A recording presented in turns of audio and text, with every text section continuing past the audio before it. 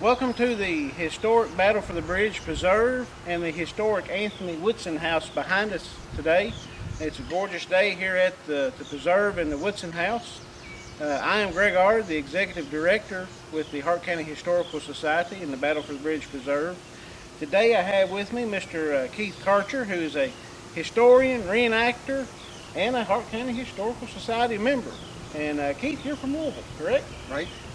Keith's going to talk to us today just a little bit about the Battle of Munfordville. Thanks, Greg. Yes, sir.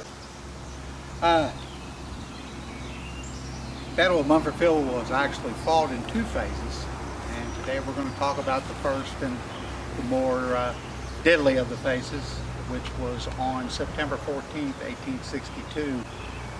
The Confederate Heartland Offensive had great success in August of 1862.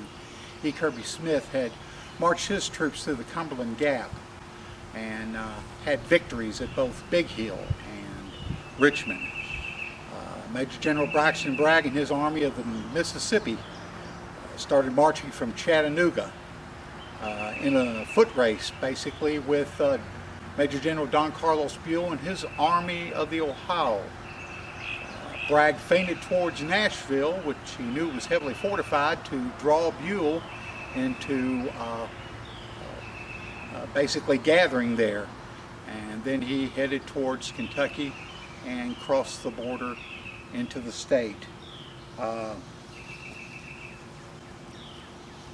By September of 1862, September 13th, 1862, Bragg's forces were in Glasgow, Kentucky, and Brigadier General James R. Chalmers, who was one of the lead brigades of the lead division under Jones Withers, Major General Jones Withers, had actually been encamped in Cave City on September 12th. And Chalmers' brigade consisted of 5 experienced Mississippi infantry regiments and a battery of Alabama artillery.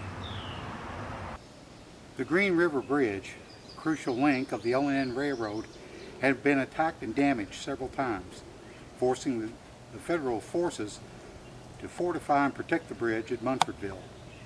Colonel William T. Wilder commanded the 4,000-man garrison, which was made up of elements of the 17th, 50th, 67th, 78th, 89th Indiana, and the 18th U.S. Artillery. He also had 2 sections of field pieces of the 13th Indiana Light Artillery to bolster his position. The southern approach to the bridge from the west had a stockade and fortified earthworks. Across the track, rifle pits extended for nearly a mile to come across the field, and where they dead-ended at Fort Craig, which protected the eastern side of the tracks. Colonel John Scott and his Louisiana cavalry were a part of Kirby Smith's force and had traveled south to link up with Bragg's forces. His regiment also included Robinson's Louisiana Horse Artillery, which consisted of 5 field pieces. Once they had spied the fortifications and sensing an easy victory over supposed green troops, he demanded Wilder's surrender. Wilder declined, and they exchanged gunfire for a while before Scott decided to retire. When Scott arrived in Cave City, he informed Chalmers of his discovery. Chalmers had also intercepted a telegraph dispatch from Colonel Cyrus Stone in regard to reinforcements being sent to Wilder. Although Chalmers was unaware of the exact troop and position strength at Munfordville, he doubted Dunham would reach Wilder in time. Anxious to put a jewel in his crown, Chalmers mustered his brigade, joined with Scott, and headed towards Munfordville. Chalmers' brigade consisted of the 7th, 9th, 10th, 29th, and 44th Mississippi Infantry. They were also augmented by Ketchum's Alabama Battery and Richard's Battalion of Sharpshooters. They arrived here at Rowlett Station early on the morning of September 14th. Relying on darkness and surprise, Chalmers proposed a pincher movement with the 10th and the 44th Mississippi Infantry, along with a section of Ketchum's battery, moving up the west side of the railroad track, assaulting the stockade and the field works. In the meantime, the 7th, 9th, and 29th Mississippi Infantry, Richard's sharpshooters, along with the second section of Ketchum's battery, commanded by Lieutenant James Garrity, would strike the Federal left flank at Fort Craig. At about 5:30 a.m., Richard's sharpshooters had driven in the pickets. Wilder, wanting to deny the Confederates any place to hide, ordered the Green River Baptist Church set on fire. Things were about to heat up.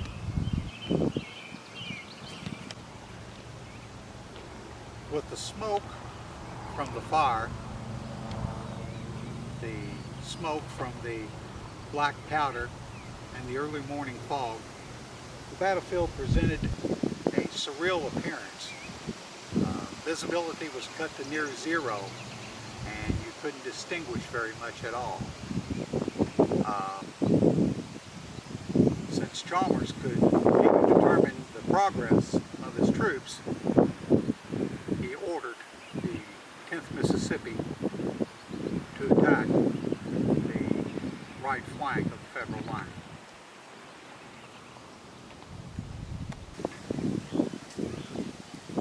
As the 10th Mississippi advanced, Smith had his horse shot from under him. He managed to kick free, rally his men, and advance upon the works. Soon he was doubled over with a shot to the abdomen.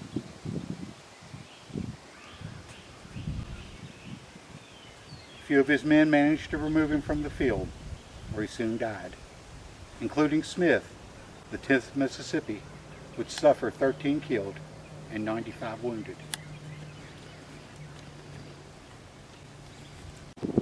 Now it was the 44th Mississippi's turn.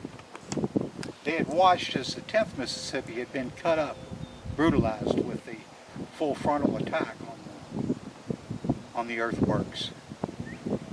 As they advanced towards the earthworks, their leader was shot down instantly and torn from the field. They would end up with 4 killed, 38 wounded. So as the attack of the 10th, 44th Mississippi faltered, Dunham and his reinforcements, after having been in a train derailment and marched all night, had finally arrived. Elements of the 60th and 68th Indiana, along with Battery B of the 1st Ohio Artillery, under the command of A.J. Kunkel, had arrived on the scene and bolstered Wilder's defense.